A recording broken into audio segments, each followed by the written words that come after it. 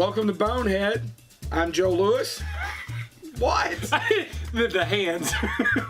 You know, I need to stop it because Kevin Smith does it, and I already get too much. Oh, really? I was watching him on. Story time with Joe. Yes. Start the intro. Start the intro. Yeah. We'll come back after Joe's story time's over. Let's get into the dance mode for the intro. Right.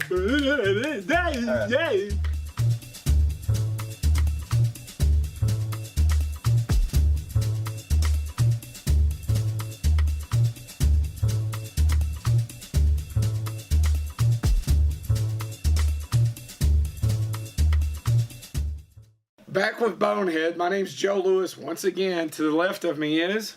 Your kung fu grip, apparently. To the left of me is. And James Thomas. And James Thomas. And today we have Blake Best. Hi, guys. I'm drinking some tea. Once again, my voice is coming and going, and that's probably, if it's going, people are happy about it. It is quieter in the office. It is. Oddly enough, James and I work together. Blake, how are you doing today? I'm doing well. How are you guys doing outside of your vocal issues? How are you doing? I'm doing fantastic. Dave Ramsey, better than we deserve. Yeah.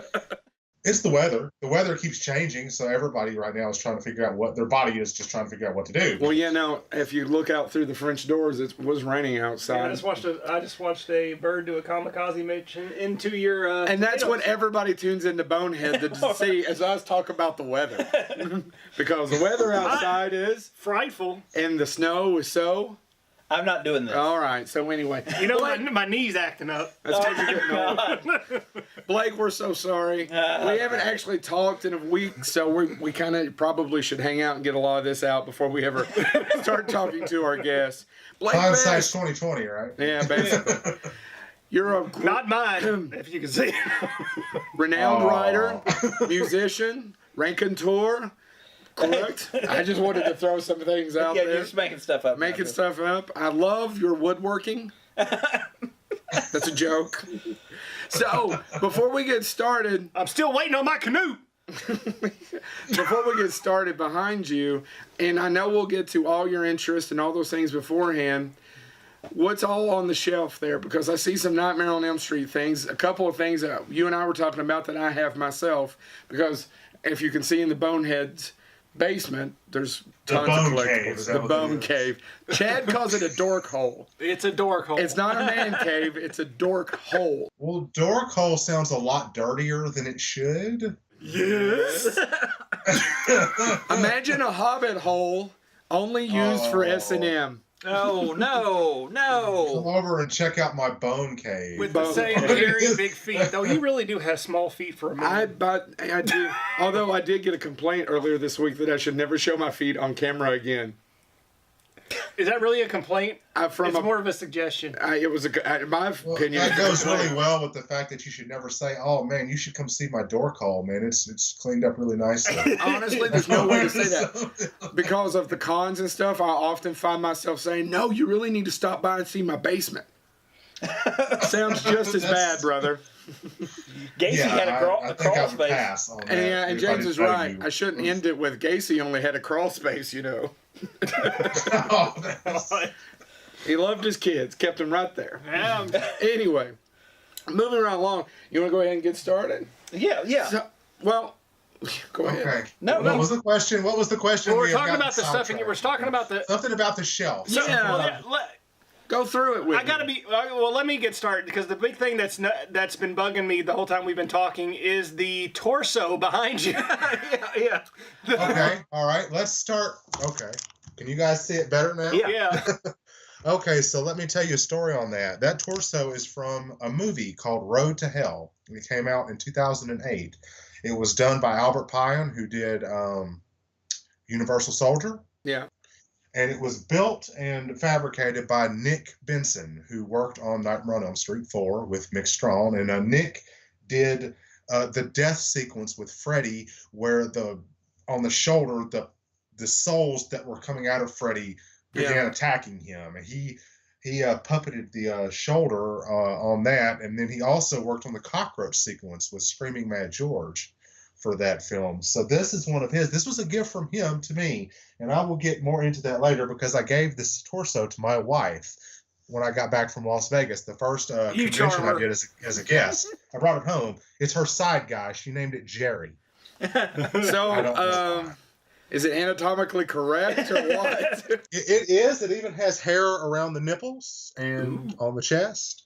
I don't know if you guys, this is not something I usually show people because people don't see my office that often, but that is in fact rooted hair. There's the, wow. Oh yeah, that's some craftsmanship. Now, if you're listening to us on iTunes or SoundCloud, he's showing us a torso and it really looks great. Stop by YouTube, just look at that for a second if you get a chance later, if you're listening to us on iTunes or SoundCloud. And now he's kissing the torso. the dismembered torso. And it's anatomically correct. It would be You should have seen me going through airport security with it when I came back. That was fun. It's what Haley would call the perfect man. Did you have it in a suitcase or did you just have it thrown over your shoulder? It was in my luggage. It was in my suitcase. And I was sweating the whole time because when I got it, I was in the elevator of the El Cortez Hotel and Casino, and the cleaning lady was in the elevator when I got in with this garbage bag with this torso in it, because that's how you receive a torso, is in a black garbage bag. That's how I give them out. It fell open, and the torso was exposed, and she looked at me, and I looked at her, and then I smiled, and then I don't know why, but the next thing I said was, have a good day. When I got it. I would have loved to have heard that the woman asked, what's in the bag? And you just said, Dad. The last person who asked me that question. It's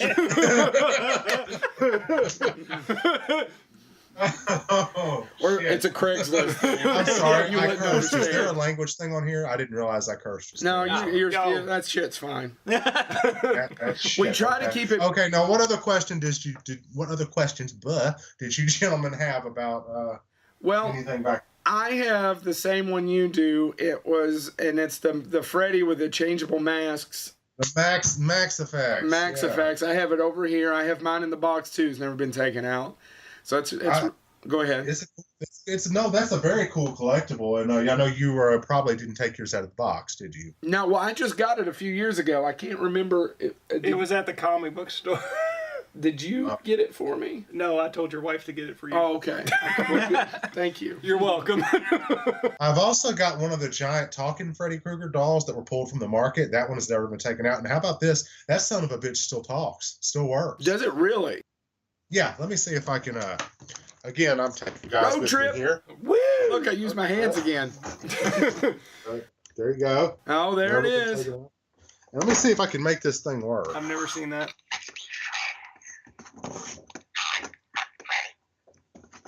It does not sound like Robert Englund. It sounded like it said, "Hi, you want nutmeg." You know what's funny? Freddy's a barista. Double calf, double decaf. You know what's funny is though it's just still creepy. There's just something about what nutmeg. Yeah, I don't understand it either. I don't know. Bitches and nutmeg. It's the bastard spice, is what it is. So just any other questions you guys have? I know you're seeing Freddy up here looking too. I have a Freddy head up there. And that's from New Nightmare, isn't it? No, that's not. It is from the first Nightmare on Elm Street. It is a production piece from 1984. Oh, really? That is a stunt mask that would have been worn by Tony Caesar during the sequence. The arms stretched out across the sides of the garage. Yeah, that thing is very old. That was built by David Miller and fabricated by him because he is Freddy Krueger's original prosthetics creator. So yes, that came from him, and he signed it for me. And then I've got all kind of other stuff. I've got some gloves. I've got a glove from the first film that was signed by everybody. Absolutely. That is amazing. Now, where did you get that glove? How did you come by it? Places. No, I don't want to give away all my secrets. But that actually, I took that when I took that to Scarefest in Lexington. I was invited by the Nightmare cast. Mick invited me, and then of course Robert and I go way back. He knew I was coming, and then several other ones knew I was coming. So I decided to come and visit and check out the convention. And when I got there, I ended up doing a book signing. I had books with me, and people recognized me, so I did a book signing in the lobby outside of where the room where Robert was going to be doing his photo ops. So I had the glove with me, and Robert just, grabbed it and signed it, and then he hugged me while he was holding it, right at my throat. And because that's what Robert does. And he said, Blake, it is so good to see you. I'm seeing so much of you lately, and I am so happy that you're here. So talk with me, spend some time with me. And I was like, okay. Because when Robert Englund tells you he wants to talk to you, you do what he says. We Absolutely. And by the way, I said it earlier about you, but it is true, and it's true about you and him. But he is a raconteur. He is a storyteller, and he can talk. He is, and he actually is one of the first people to read the Within and Razor's Edge. He had a advanced reading copy before it was bound in this beautiful cover that you see here. He had it bound in a case for him, and along with some footage that I had of his parents visiting him on the set of Nightmare 4. That he didn't know was filmed, which I presented to him as a gift. And then again, with the hugging and the blades up to my throat, you'd think I would be used to all that by now. But again, it's always scary because I'll tell you something a lot of people don't know. At that same show where I met you, Joe, I had a photo op with Robert. Even though I was hanging out with everybody, my wife surprised me with the birthday gift. She bought a photo op for whatever reason. And I went in there, and he got his claws tangled up in my wife's shirt. She was wearing a cut top that was supposed to be cut like the tangled up, which you actually will see it in this picture here. That is my wife, and you could see his claws are actually bound up in her shirt. And then I don't know who this smudge is on this side. I don't like him. You know what? I sent Robert an invitation for my wedding when Lisa and I got married. And he sent it back, and he's like, I'm so happy you guys are getting married. I wish I could be. Yeah, I wish you could be there, too. Well, you said earlier that Nightmare on Elm Street has kind of became your life. I've got two quick questions. Out of all the stuff that you have, all the collectibles you have, are there any that just kind of are your ultimate thing that you're glad that you have? There are, and I'm going to show one to you guys, and I think only one or two other people have seen this, so this is going to be a first for anybody to see on a wider scale, and I don't know if you can see it. I'm waiting. Okay. Let me know. You need to open your eyes, Joe. Oh, shit. Oh, wow. Is that an original screenplay? This is Bill Forsh's on-screen shooting script from Nightmare 4 when he worked for Steve Johnson and XFX. This has got every scene that was ever devised in it, including all the ones that were never filmed. Right. Oh, that's cool. And this thing is April 12th, 1988. So this has got all of the third draft revisions from April 12th up until May 9th. And he signed it for me. And it's still bound, and for its age, it is in still really, really good shape. I was going to say, it doesn't look like it has any kind of aging on it at all. Now, Blake, again, there is some, like the binding, and you can sort of see where it has, aged some, but it is still in really good shape. He sent this to me as a gift. I received it on Valentine's Day, of all days, in my mail. I opened up my mail, and it was in there, and I was like, what the hell is this? So I opened it up, and, Bill provided a lot of things for this new book that Mick and I are working on. Yeah. So this was something I had no idea he was sending it. And, I don't get teary-eyed about a lot of things, but when I opened it up and I saw this in here, I'm not going to lie, I got very emotional because this is something that belonged to him. This is not something he had to give to me. This is not something I expected. And not only does it have his name in the company, XFX, but he went ahead and signed it again. Yeah. Wow. That's nice. So that is something that no one else has seen, and I doubt very few people have that. An actual shooting script, right, which he used on the set that has actually has details in it for specific sequences for effects, because he did a makeup application for Robert and for Rick Barker, the stuntman, and then he also did several things in Nightmare 4 where he doubled as Freddy's gloved hand and other little things, which I'm actually going to see if I can't get him to talk to you guys sometime soon, because I think you guys would really like to talk with him. We love talking to production people. It's our bread and butter. It's the thing that we enjoy the most. I mean, well, and the weird thing is he has done so many movies, probably a lot of which you have enjoyed. He did vampire effects for the Lost Boys. Yeah. Yeah. He did the Buffy the Vampire Slayer, the film. He did The Howling. He did a Howling 4. Yeah. And then he did several others. I mean, his Dead Heat. Which is a classic. Dead Heat. Love Dead Heat. Things like movies like that, and it's just fantastic. The people that I've met in this journey and becoming, and that's something I was telling Mick the other day. I was like, we were going over a draft in the book. He said, Blake, you've got to stop writing like a fan. I said, what are you talking about? He said, you're not a fan. You're a professional in this business. You don't write like a fan. Yeah. Write like a professional. Because I still think of myself as sort of a fan, but he considers me a professional, and I guess I need to start being a professional. And that's something that we haven't even... But no, he actually was one of the first people to read my Freddy Krueger origin novel and told me that he said it was, to him, as good as canon. And he actually was with me when I got inducted and earned this award here for the book.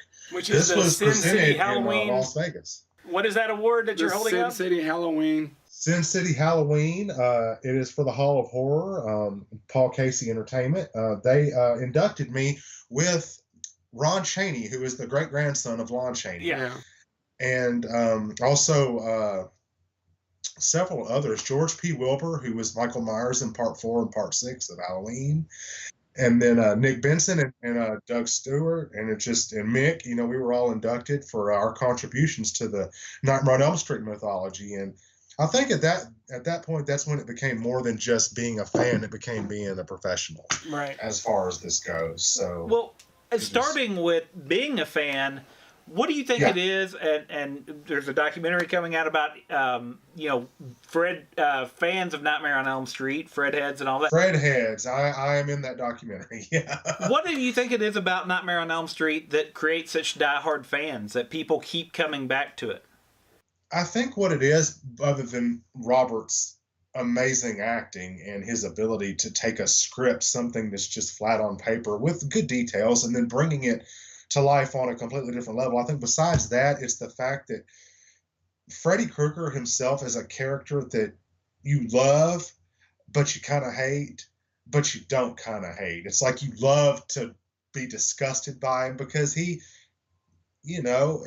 what makes him happy is the destruction of innocence. He is, at the first film, he was sort of this, menace that was kind of didn't really have a sense of humor. I mean, there was some gallows humor here and there, but for the most part, he was just a dark, sinister character. And then as the films went on, he sort of became this semi-comical monster where he not only did he kill, but he relished in doing it, and he enjoyed doing it. And his one-liners like, this is it, Jennifer, your big break in TV. Welcome to prime time, bitch. And, how's this for a wet dream? And I've always had a thing for the whores that live in this house. And then all these other lines that he said, these other phrases, and his just general attitude as a character.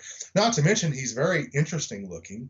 That makeup job for Robert to shine underneath that heavy makeup application. I mean, and this is just a stunt mask. Robert sat through, hours and hours daily. He had in his contract, actually, no glue for his makeup after 12 hours. So whatever was hanging off of his face after 12 hours was just hanging. And that came from Lou Lazzaro, who did his makeup on Nightmare 1 and Nightmare 5 and 6. With David Miller. So, I mean, you've got a person that's acting under this insane amount of makeup. You've got the claws, which are cool looking, but are also very heavy. I mean, those gloves weigh in between 5 to 7 pounds, depending on the one from whatever film it is. And, that hot sweater. And then, being in a hot, heated environment, a boiler room, which in the first film was Lincoln Heights Jail, or, the power station in Nightmare 4 out there in California. And you've got somebody that's willing to shine and just bring the best that they have to offer through just extreme adversity and a shooting schedule that's psychotic. I mean, can you imagine getting up at 3 or 4 o'clock in the morning, getting in a makeup chair, and then getting made up for 4 hours, and then going and acting for 12 to 16 hours, and then having that shit peeled off your face for 3 hours afterwards? Yeah, I know. But yeah, it's just the character. The character himself is one that people, I would venture to say, probably more people know who Freddy is than they do any other figure in like history. And I mean, take that however you want. I mean, you could go out on the street and ask, a kid to name, several presidents, and they might name some. But if you go up and show a kid a picture of Freddy Krueger, odds are they know. I agree with that. I think he's right there with Frankenstein. Actually. Oh yeah, Frankenstein and Dracula. He is, Dracula. yeah, and he's the first real monster in modern film history, modern cinema, with a personality. Yeah. Like, I no offense against Michael Myers, but in discounting the remakes, before those, he didn't talk. He was just a nondescript kind of silent menace. The same with Jason. Yeah. And as imposing and physically, scary and imposing as they all are, Freddy having, a smart-ass remark to go with his awful, disgusting, melted face and his he has glove and all that stuff. It just is amazing. He has such an interesting way of killing, too. I mean, I have to stay away from Camp Crystal Lake, and I don't have to worry about Jason. I have to, there's something Don't go to Haddonfield, Illinois, and you'll be fine with Michael Myers. Yeah, but there's something and about more importantly, stay the hell out of Texas. Yes, Texas. Yes, that's right. Or you'll become a victim of the Hewitt family. Exactly right. But I've got to sleep. Yeah, you have to sleep. Everyone has to sleep. And to me, that is such a unique approach to an angle for a character. Everyone gets so tired. I mean, and you guys would know. I mean, you do, in your professional lives, I know what you guys do as far as, keeping late hours and having to look over documents and do all that kind of stuff. And you're having to drink coffee and just basically inhale caffeine to stay awake. And you fall asleep, you get tired, you give in to your exhaustion. And that's when he gets you. He comes in when you're the most susceptible. And it's such a, to paraphrase Robert Englund, it's such a violation. It is. Yes. It is. To get into your head. I mean, to fuck with you in your head. Wes Craven had a very novel idea. Yeah. Just a very novel idea that and that's one thing when I do these seminars, I do these conventions, a lot of fans ask me, it's like, Blake, what did you, what is your connection? What would you say to Wes Craven? What is your whole connection to this, as not only a professional in the industry, but also before that, as a fan? And, my background was I grew up in a broken home that was, was a lot of physical abuse. And basically these movies were a way for me to kind of escape the horror that was the reality I was living at the time and kind of live vicariously through someone else. And frankly, what I saw in the movies was a hell of a lot less scary than what was going on at home to me. And I was kind of blown away by the fact that these characters all united, their own well-being notwithstanding, and they faced their tormentor. They faced Freddy Krueger. They faced the thing that was causing them the most pain, and they were like, "This is it. I'm going to give it everything, even if it takes my life. Even if I die, you're going to know that I'm not going to be afraid, and I'm not going to let you do this to me willingly." And I think that was a powerful message, and for fans all over. I know that it gave me courage to stand up to my stepfather and tell him that you're not going to hit me anymore. The last time he put his hands on me, I was 18 years old, and I hit him back, and he drew back because he wasn't expecting it. And I said, "You will never, ever put the weight of your hand on me again." And if Wes was here, and I tell people there is a dedication in this book, and I want to read it as I have it, because I think it really does sum up. It really sums up everything as far as what I feel about this. Let me find it here.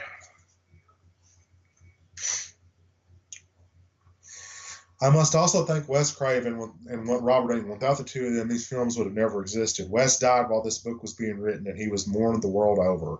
The impact he left on the world of cinema is one that will never be forgotten. I grew up in a turbulent home and saw many things a child should never see.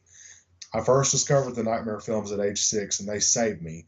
I was able to forget about my own situation and allow myself to live vicariously through the films. And then I go on to say, thank you, Wes, for allowing me to escape my own nightmares by showing me a few of yours. Yeah.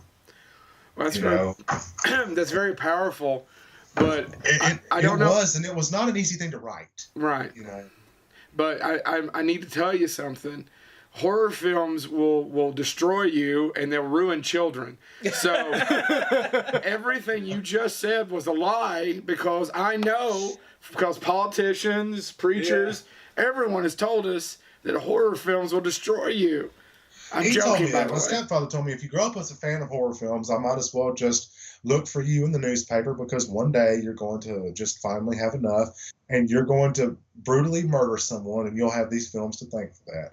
But again, he was a very small-minded person. Yeah. Well, I think, but I think that's true. You talked about vicariously living through film. I was actually reading, George R.R. Martin did an introduction to a book about old science fiction stories.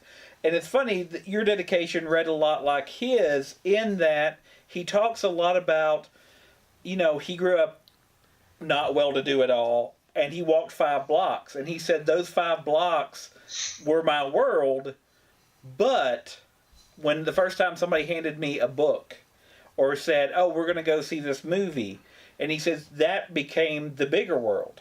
And I think you nail exactly the same phenomenon. I mean, I grew up watching a lot of science fiction. That's kind of what I love. And it's the same. I have a very similar story in some ways in that was the escape from the fact that there were a lot of concerns, there were a lot of worries. But it also let me know there's going to be a tomorrow. It may be a struggle, but there's something else. I thought he was going to go in, there has to be a morning after. Actually, what he was going to tell you, there's going to be a tomorrow. There he was having a very heartfelt. But he's going to become Soylent Green. You ruined it. You're welcome. What just happened. Yeah, I was gonna say, this is the level of respect I'm used to. Obviously, you're not familiar with the show. But no, I wasn't abused, so I don't have the same story you have. But I have the broken home, latchkey kid. That was me. Chad, you were kind of a latchkey kid. Your parents were working, right? I mean, yeah, they had, but I mean, there was always a parent home, but yeah. No, I didn't have that. Yeah, Screw it. Chad had a wonderful childhood. Oh, I had a parent at home, but whether or not he was operating on various drugs. I didn't. It was just simply I had a mother who was a horror film fanatic, and she, for some reason, when I was 6 years old, decided now's the time for my son to watch Nightmare on Elm Street, and scarred me for life. But I'll be honest, I came to the party late. Sorry, guys. I mean, I didn't see it as a kid because my parents were overprotective and were much more if we show him something, he'll imitate it and kill children. But, the other side of that is... come to bear. Well, but anyway, it's come to bear. That rooster has came home. Them chickens have come home to roost. Anyway, but it's funny because my wife was introduced to Freddy, and Freddy is one of her all-time favorite characters now, as far as horror characters. But it was by a babysitter, and the babysitter intentionally showed her the Nightmare on Elm Street films, thinking this will scare her. She'll run to her room. And I'll be able to do whatever I want, the rest of the evening. Exact opposite. And she said it scared me, but it just made me want to watch more. So she said I would sit there, 5, 6 years old, and she said, watch them all, and so being somebody that arrived late to the party, I probably didn't see him till I was a teenager. It's so funny, though, because I do hear these people that, 6 or 7 or 8, and it's the story they remember. It is why they can recognize Freddy. I can show my wife other characters. Yeah. And it's funny because, what was it, Chad? You said you were 6 when you saw Nightmare? Yes, sir. That's the same age that I was when I saw it, and that's what I read in my acknowledgement section to you guys. I was 6 when I saw it, and I was way too young to see it. But by 6, I had already seen 3 failed marriages between my mother and her husband's, and 2, and then she was working on the 3rd marriage, and he was a drug addict and an alcoholic who drove a taxi cab, as she did. And I had seen so much of the worst that life had to offer at 6. So really, what I saw in the movie wasn't. It didn't have the effect on me that it probably had on a lot of. Well, see, for me, people. Sorry, Blake, I didn't mean to interrupt you. That's okay. Go ahead. For me, the scene with the body bag in the school, in the first one. So my elementary school. Keep in mind, I was 6. I was in kindergarten or 1st grade. doesn't matter. I went to this school that was built in the early 1920s. Yeah. And, What was the name of the elementary? Baghdad.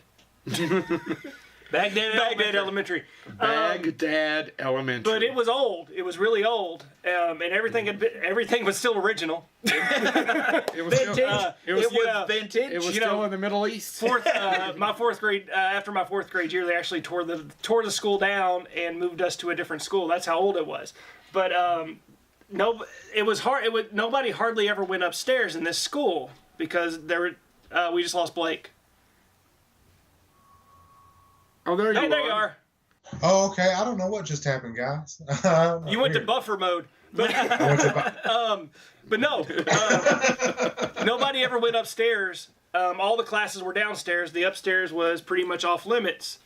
For some reason, as a child, I decided to go upstairs, and there was rows and rows of lockers up there. And I literally had a panic attack. I remember this to this day of waiting to see that body bag coming down the hall. So yeah, completely different experience. That's a beautiful story. Oh yeah. it really is. And like I said, I don't know. I'm gonna play devil's advocate here and ask you guys: did you read the book? Yeah, I read some of it. I have not been able to finish all of it. I'd be lying if I said Which I had. one did you read, Joe? I read some of Did you read The Within or did you read Razor's Edge? I read some of both, actually. I haven't been able to finish both of them. Well, I'm going to ruin it for But you my because queue- Freddy dies. And, well, hold on. I want to tell you Obviously. that my queue next to my bed with that 8-month-old of books is a little high. That's the one thing I understand. That's the one thing when my you son is read it, taking away from I me. just had a show where I was on, and they said, Blake, this reads so well, and it doesn't retcon anything that was established in the films, but also the way you describe the deaths, Mhm. it's gory and it's disturbing, but it's not over the top so much so that you can't read it. And see, keep in mind I was writing this while my youngest son was 5 or 6 months old, so I was keeping pretty psychotic hours anyway, Yeah. staying up really late doing it, and yeah, so there were several times in writing this where I was like, this has taken me to a really, really dark, dank, just unwelcome place. You're So, living it. In a sense, Yeah. you're living it. Yeah. Yeah, and what you read, I mean, you get the sense of it very early on that Freddy's life and the nature of the events surrounding his birth and the nature of the events surrounding his early childhood were just about as awful as any of the things that he did as an adult. Yeah.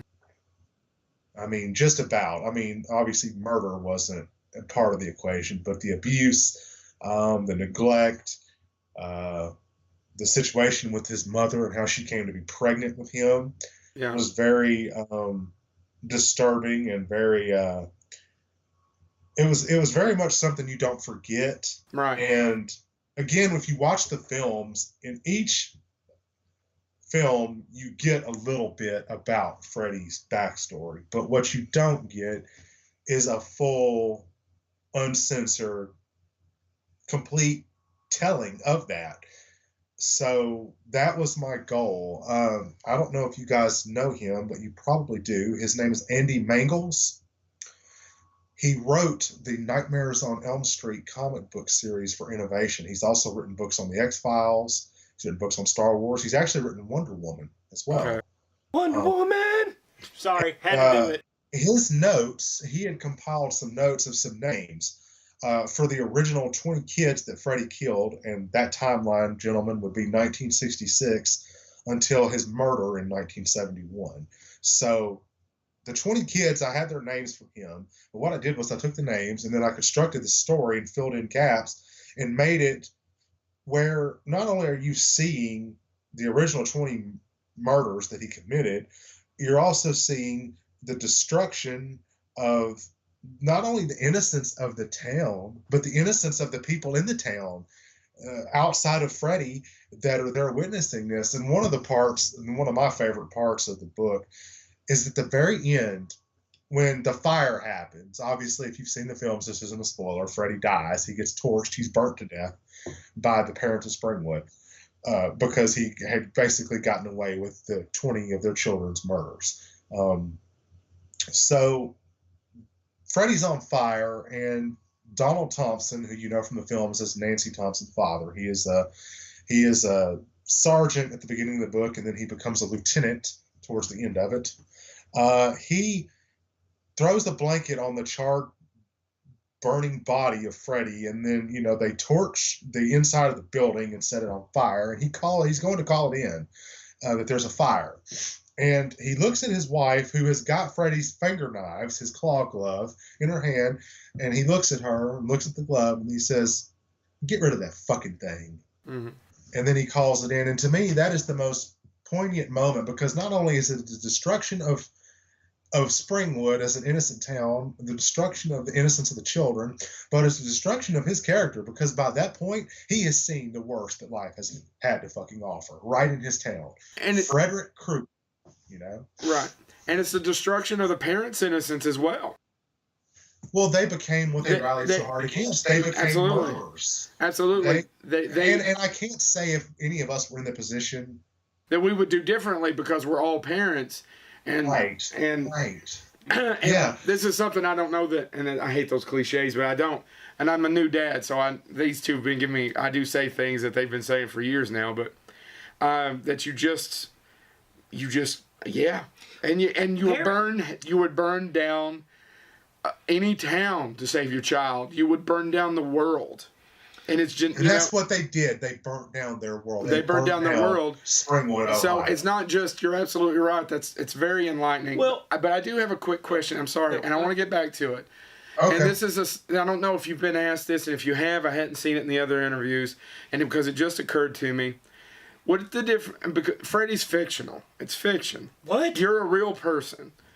What's the? I know. but you had a very terrible. Sounds like a terrible childhood. And I'm sorry for that. But what do you think you had, other than that Freddy didn't? Do you know what I mean? Why are you What did I have that Freddy did? What do you have? Does that make sense? It does. Yes. Why did he go left and you went right? What I had that Freddy didn't was the motive and the means to make it better for myself in the opposite direction. I grew up with the bad things, but instead of saying, "Oh, I've been shown all the bad," it would be so easy to do that. I took, to paraphrase Robert Frost, the road less traveled by, I guess, and went the other direction, because I thought, I have seen so much horror in my life. What if I could take that, turn it on its ear, and show nothing but the best that I can from me to someone else? Would that make a difference? Would that make it change? Would that make it worth it? And it has. I mean, I go do these conventions, and I mean, the last one I did, a woman walked up to me and she hugged me and she said, "Blake, I have to tell you, I'm so proud of what you've done for the character." And I think, sorry. Mm-hmm.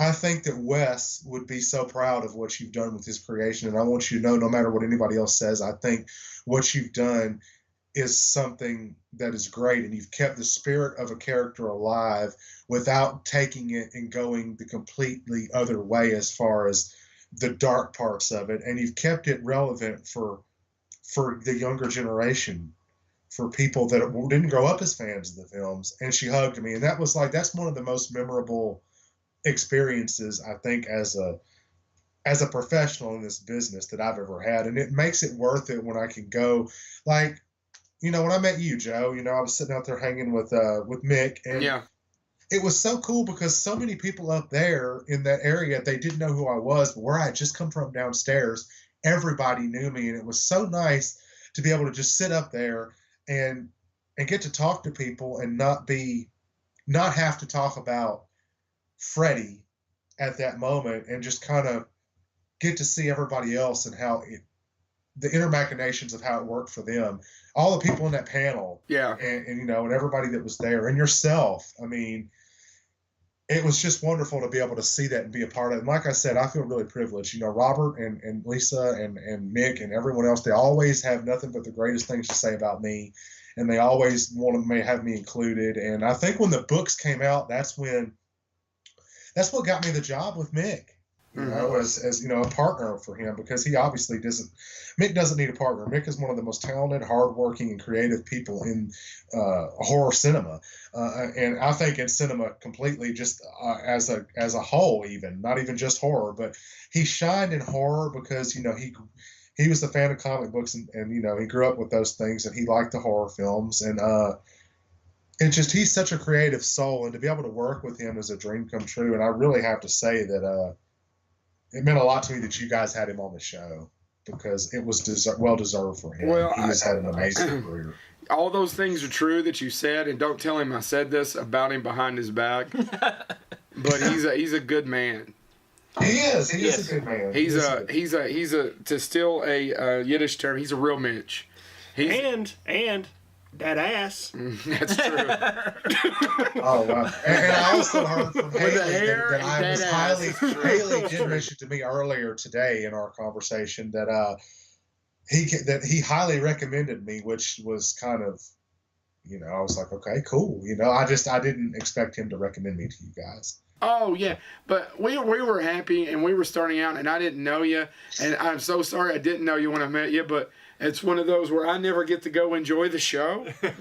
yeah, You know what I mean? Going out and actually walking down around and looking at You a know what? con. You have a pretty cool job. You met another two friends of mine recently. You got to do a panel with them. When I was in the music business, I came across Amy Jo Johnson, who everyone knows was the original Pink Power Ranger. She promoted my first album. I have a lot of my fans and a lot of my career to thank. You know, as far as thanking, I have her to thank. And then Jason, you know, you had Jason there. Jason was with her, and you guys had a great time with him. And you know, it was so fun. When I was working on my first record, I would talk with him in the mornings, and he was like, oh man, I want to go work out. You know, it was so funny because he said his two favorite things to work out to were the music of Korn and the music of Tupac. And just imagining him, you know, in his gym working out to that stuff, going back and forth, having fun with it. Is just, Jason is one of the coolest people ever. And again, those are people I grew up watching on TV. I didn't expect to meet or befriend any of these people. And you're talking about Jason David Frank, the Green Power Ranger, right?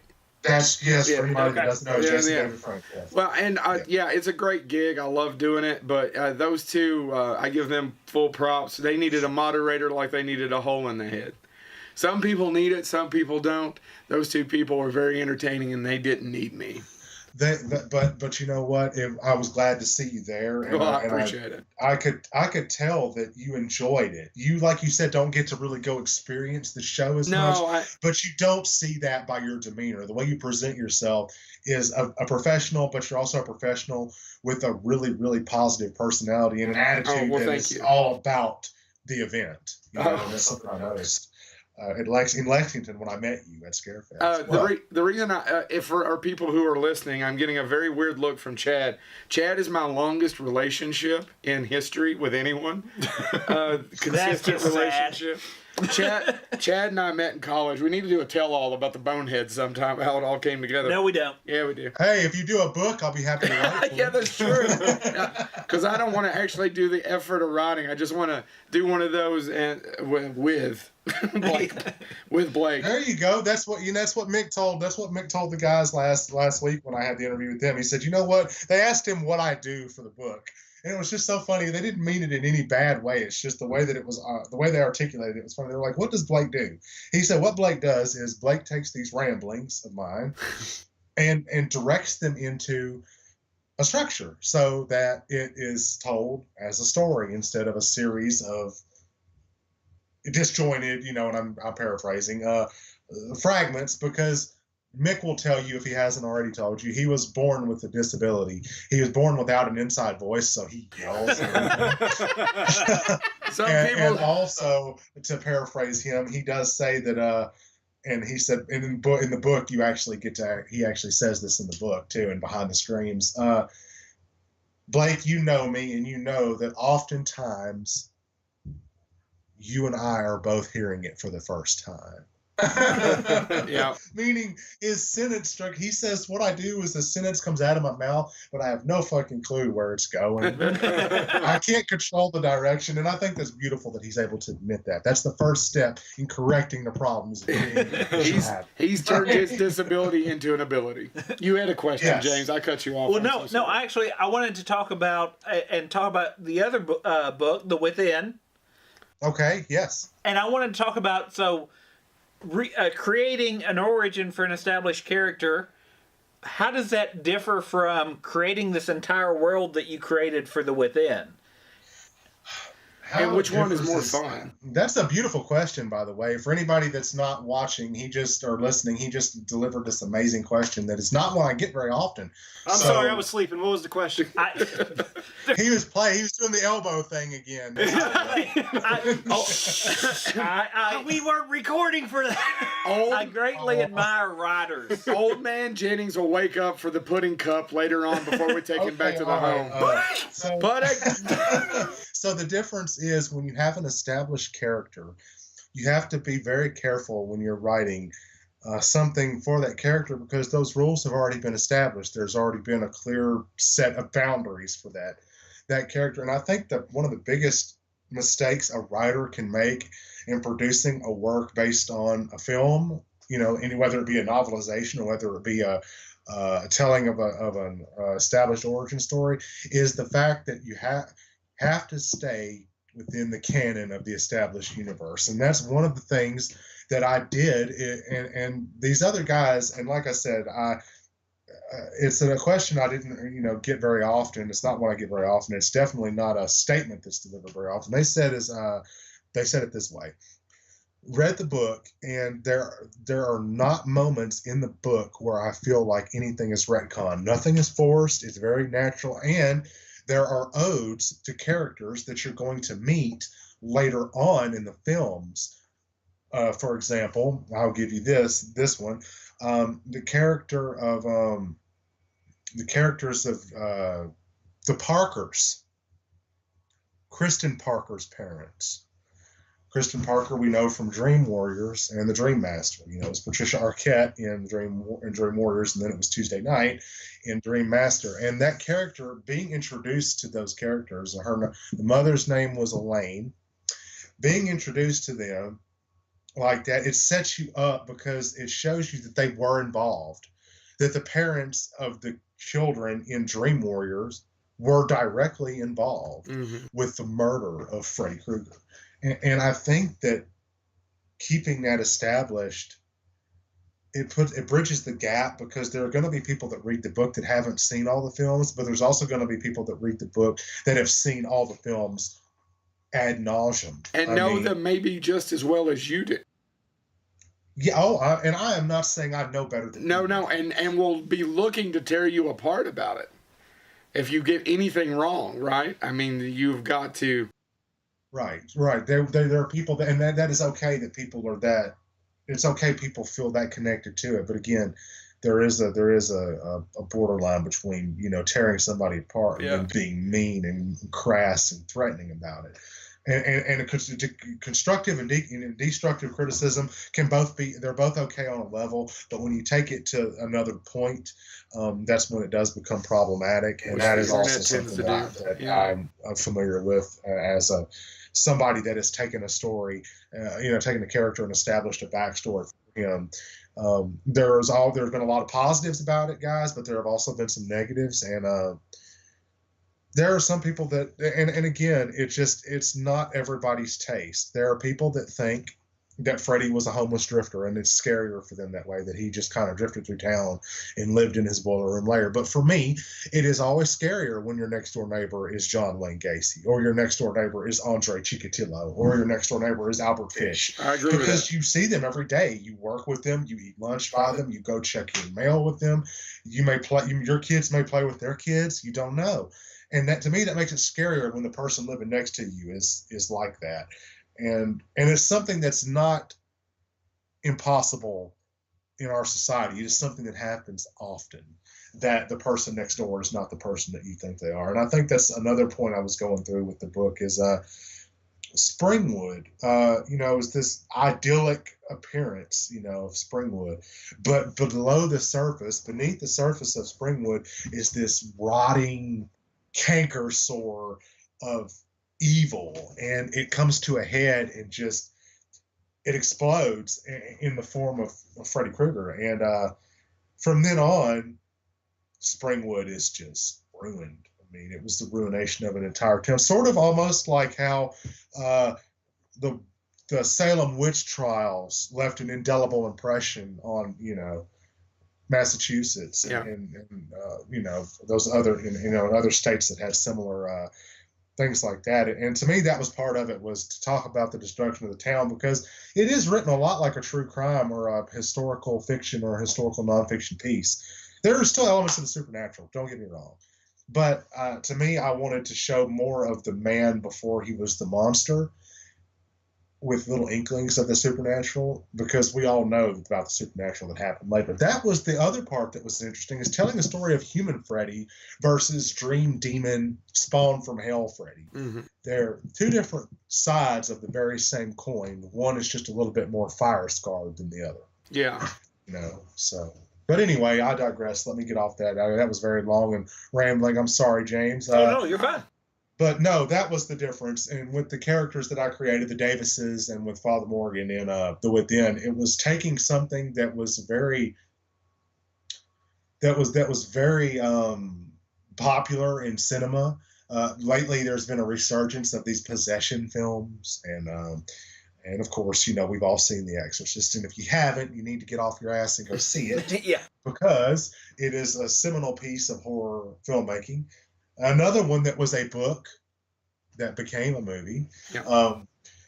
And I wanted to kind of show that in a more modern context with the, advent of cell phones and, internet and, this idea of a script that can infect the reader with this evil influence, to me was something that was quite different as far as an idea or a premise. Well, I think one of the things that I like, and I don't want to give away the ending, because the book has been out since 2016. If people haven't read it yet, I'm trying to give me time. But okay, all right, don't ruin it for Joe. He's sensitive. There is a what I have no idea. What I really like, and Joe has said before that he is, as he said in a previous interview, he's a failed filmmaker. I am a somewhat still failed writer. So I really appreciate writing. I just failed. Well, I think we're all three failed writer filmmakers. But one thing that I really like, you do have that pivot at the end, so to speak, where the way I read it, at least, it's one of the things of, was there just bad, or is the bad just coming out because of an after effect of everything else? And right, it's the uncertainty. It's the uncertainty, because when you read it, you're like, was all that a result of the infection by the script, or was that, like you said, some sort of subliminal kind of hidden effect within him? Knock knock, there's your within joke there. No pun intended, or maybe it was, I don't know.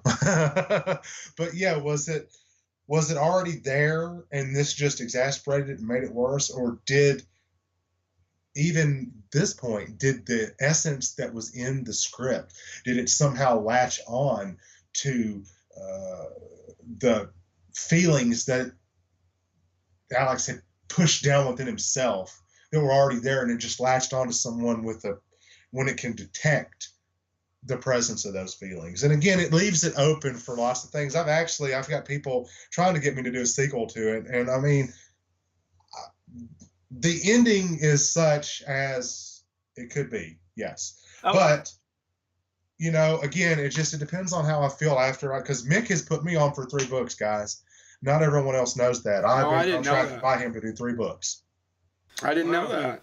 Yeah, Behind the Screams, The Dream Masters Revealed, which is the book that's on part 4. Well, that's what I was about to say. Let's hold on. Let's go through these, because I want to make sure that our audience knows about them. Knows that you're going to be doing a Kickstarter for Behind the Screams, right? We just want to make sure that they get information about it. So let's talk about the first book that you're going to be writing with Mick Strong. It's going to be about Nightmare 4, correct? The making of. It is Behind the Screams, The Dream Masters Revealed, and that is Mick's coinage, not my own. Mm-hmm. And I thought it was a really interesting idea for a title, because The Dream Master is the subtitle to the film. Right. It's a Nightmare on Elm Street 4, the Dream Master.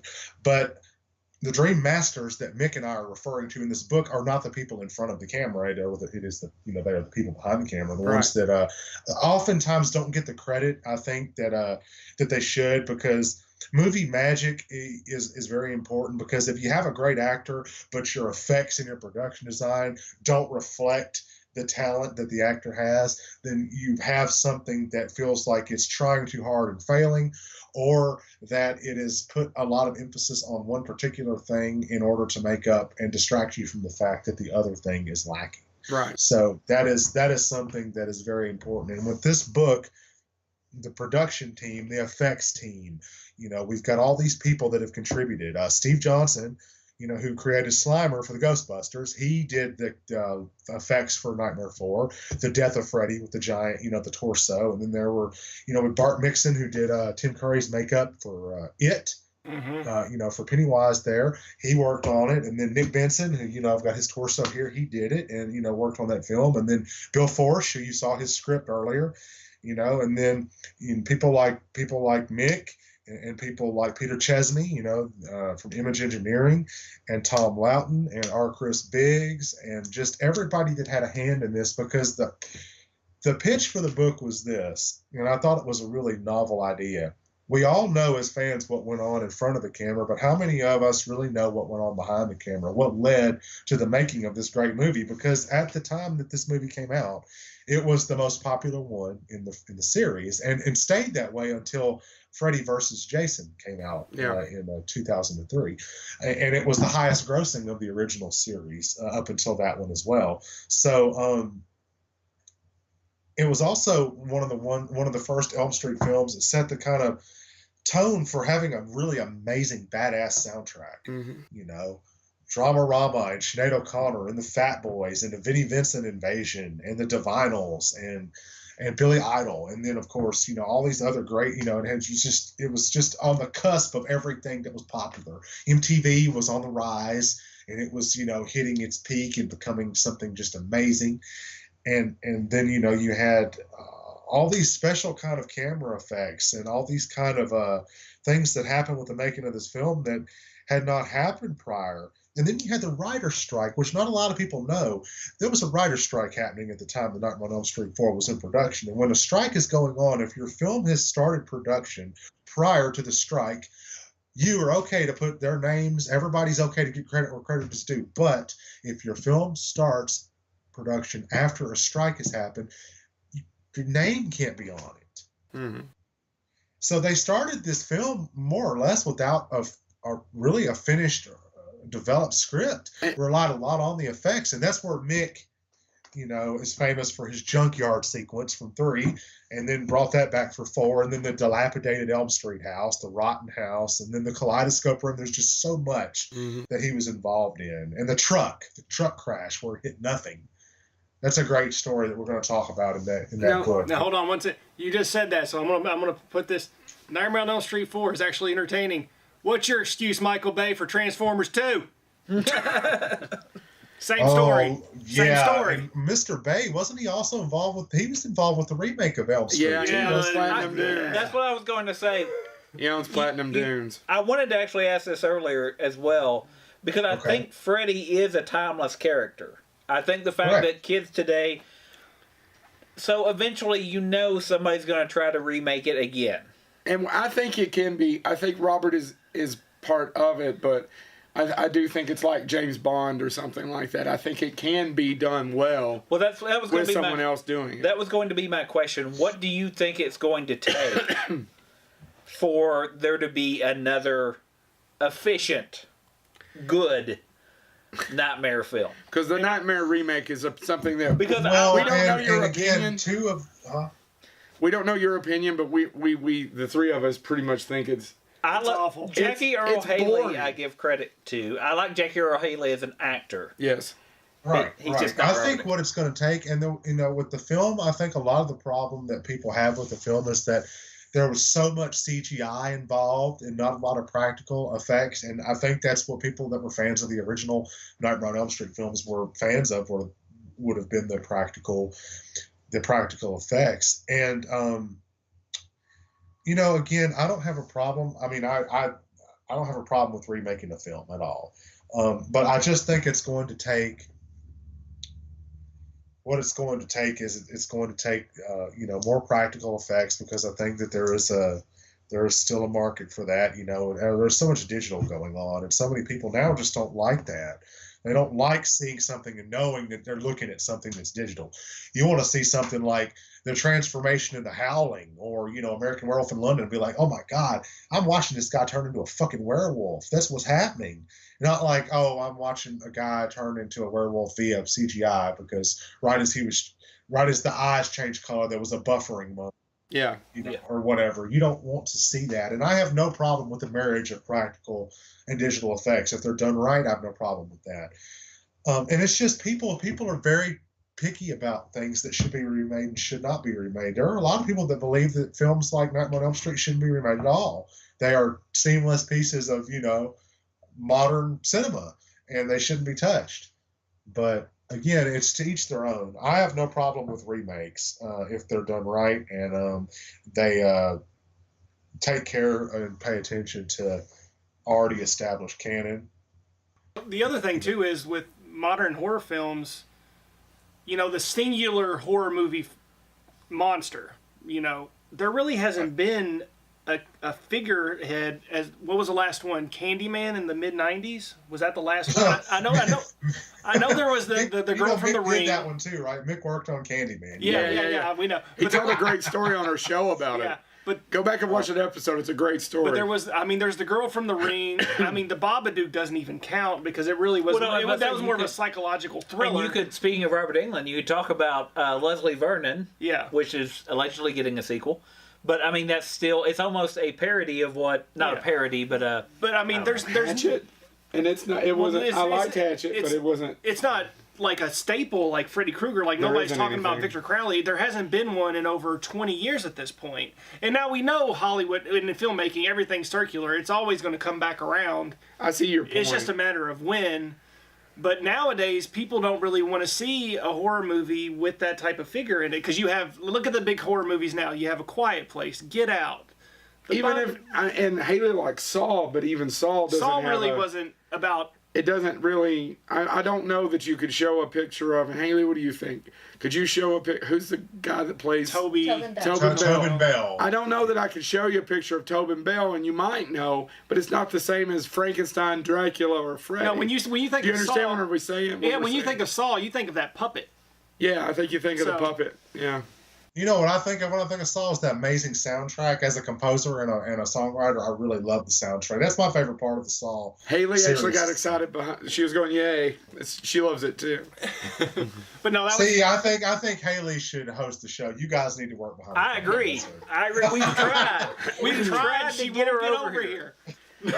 More than once, Blake. More than once. But no, I just wonder if you're talking about doing a remake. I just don't know if the current American audience is wanting to see a figurehead in a monster, like an actual movie monster. It doesn't seem like it's happening anymore.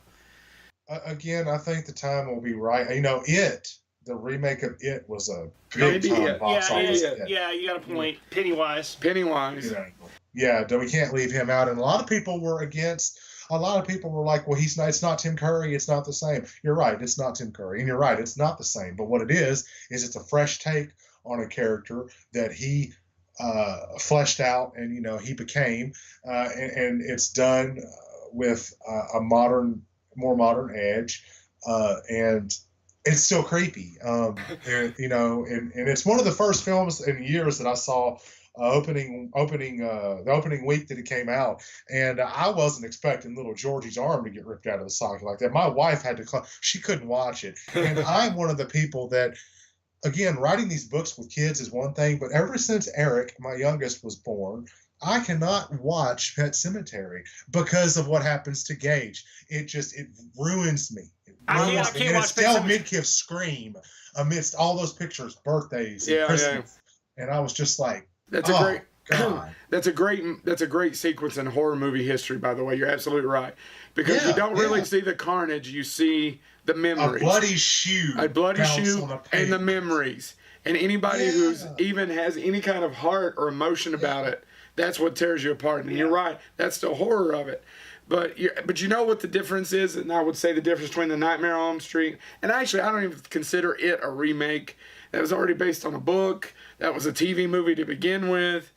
Yeah. It was good. Yeah, it was good. And I'm telling you, now we're starting to find out who the adult cast is going to be, I'm excited. I didn't think they could replace Harry Anderson. I was wrong. Bill Hader. Big old haters. Yeah, I was pretty happy. Oh yeah, and I was a fan of Richard Thomas. I really liked his Bill.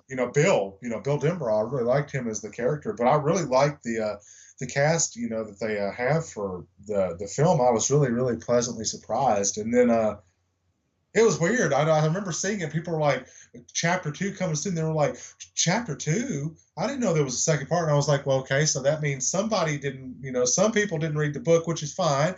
But now it gives them incentive to go back and read the book. They didn't read the book or see the miniseries.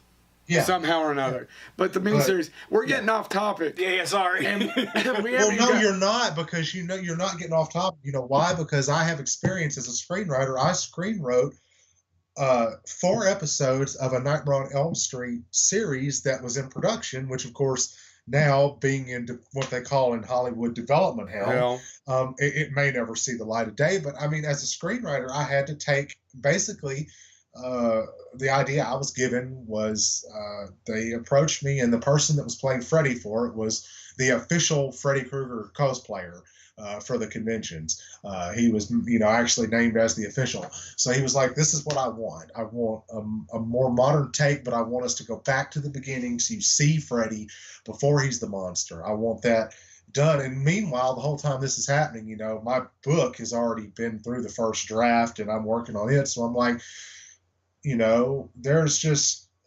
there's a lot, and then having to compose things for the projects and compose musical pieces. So it's like I've been involved in every aspect of filmmaking, including acting, because the film that I did and had a role in was called Death Row, and it was a lower budget, which of course in the style of Nightmare on Elm Street and Friday the 13th.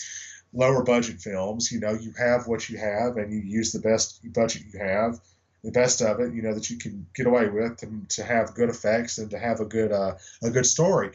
But its biggest claim to fame was it had a stunt coordinator from Texas Chainsaw Massacre 2 on it, and I had probably 10 or 12 lines, and I've never seen it on DVD. I've never seen it on Blu-ray. I would love to see it, because I was a young man. This was right before I got signed and went and lived the rock and roll lifestyle. I was still young and didn't have any gray hair and no nose ring, and I was just young and fresh and I don't see any gray hair now.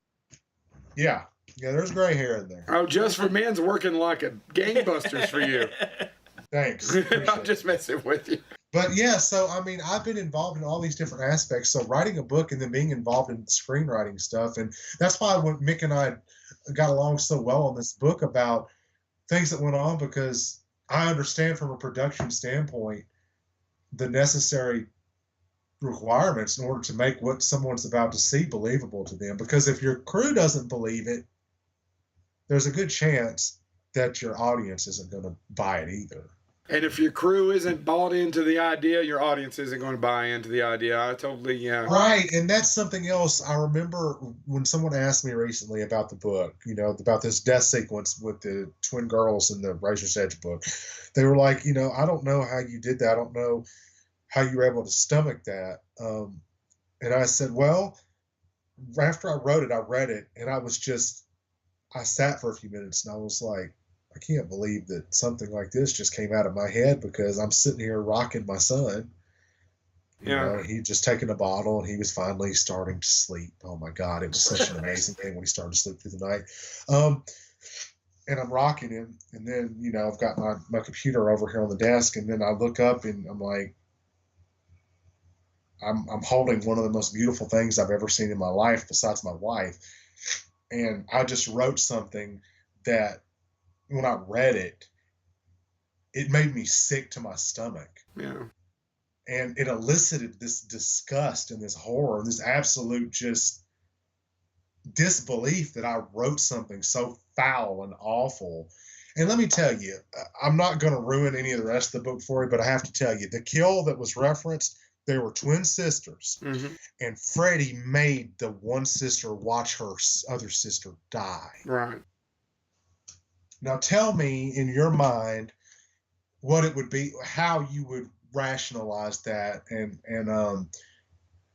sit and think.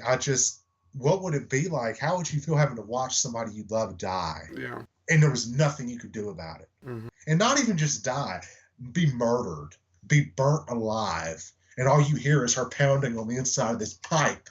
Please, God, let me out, please. And then you have this man cackling about it, sitting, watching with almost a sick, perverted joy, from it. It was an insane thing. And I mean, I've had some people offer to try to make it into like a fan film. And I was like, no, please don't. Because I don't think I could sit through and watch it as a film, knowing that those ideas came from my head. Yeah. Because I'm a nice guy, and this book is not nice on any level at all. Even with the justice, in the end, the parents become just as bad as Freddy. Right. They become murderers themselves. So there is no winner here. There's no winner in war.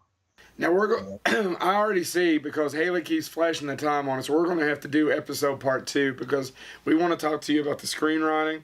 We want to talk to you about your music. Yeah. And we want to talk about so many other things. So we want to have you back. Would that be cool? That would be fun. I'm so sorry, Haley. No, it's fine. No, it's fine. It's no. I'll explain it to you. You better be sorry. I'll explain it to you. That's my tough voice. So is it okay that we end on the 3 books? So we got the 1 out, right? And the Kickstarter is going to be coming out with that. Right. What is the second and third book? Do you mind talking about that? The second book actually is going to be on Nightmare on Elm Street 3. Mm-hmm. And then the other book is going to be something which I can't go into that one too much, but it will be something along the lines of movies again. But again, it's all movies, and it's all stuff that Mick worked on and stuff that he contracted, because I didn't realize I was going to be put on for 3 books. But hey, I did want to let you know we are running a contest on Behind the Screens. Have you seen that lately in the video? Yeah. Yeah. Oh, it's amazing. What the contest is Nightmare 4 had this great soundtrack. So what you're doing is going to submit a review for a song that you like off the soundtrack. It doesn't matter which one. And if you submit the review to the email address and we read it, and it gets picked to go in the book, then it goes in the book, and then you also get a thank you in the book, and you also get a free copy of the book. Oh, okay, cool. So Right. That's just a little incentive, because we're just so excited. Everyone else is excited about this. I mean, my inbox is blown up. My God, I mean, I'm getting 300 or 400 friend requests a day. Wow. And it's ridiculous. I'm trying to get everybody over to the author a page friend on my request website. is when somebody I wants have a to website. Go visit that. Did you hear that, Blake? What he just said to me? I told him that a friend request is when somebody wants to talk to you. He doesn't know what those are. He doesn't. That's foul, man. He doesn't. He doesn't. Oh, people, we get comments. It's like, you guys are so mean to each other. And they should hear the crap before and after the show. Oh, yes, what I'm saying. I've seen some of the promos for you guys. And I was just like, Yep. We can be, yeah, so. Well, hey, check it out, guys. What do you think? That's my newest acquisition. It's beautiful. Oh, you know what's even better? It's a guitar for people who are listening to us. Thank you, Haley, on iTunes and SoundCloud. Yes. What is better?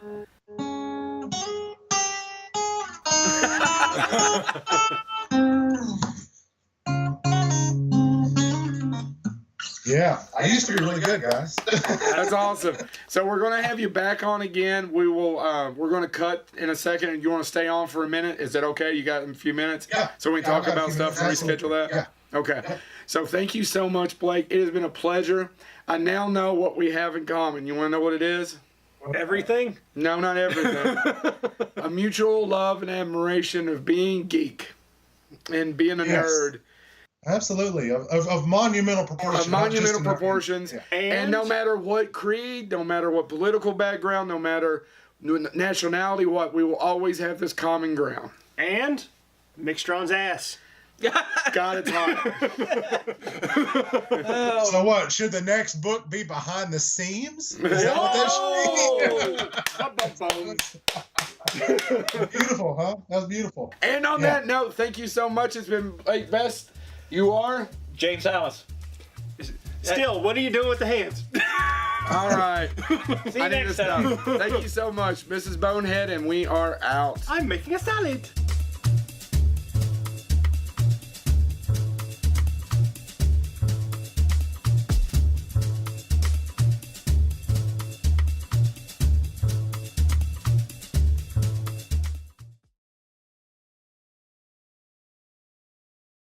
You know, when I met you in Lexington, well, I had no idea about anything about Bonehead humor, but I have to say I've watched a handful of episodes and I liked them so much that I'm going to go back to the very first and go on a binge of them because I do like the